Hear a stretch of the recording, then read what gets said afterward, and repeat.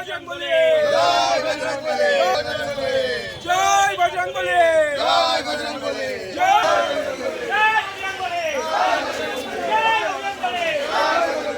বজরংবলী, জয় বজরংবলী।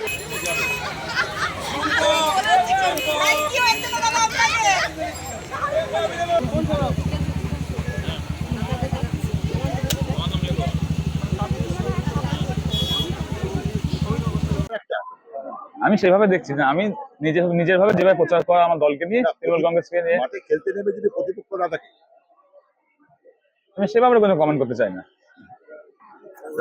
রামভক্ত হনুমানের আশীর্বাদ নিলেন নাকি? হ্যাঁ নিলাম, সিম্বল আনতে যাবো, দল আজকে সিম্বল দেবে আমাকে, তার জন্য আমি হনুমানজির পুজো দিয়ে সিম্বল টানতে যাবো। আমায় প্রতি বছরই আমি আসি এখানে, 7-8 বছর ধরে আমি যুক্ত আছি।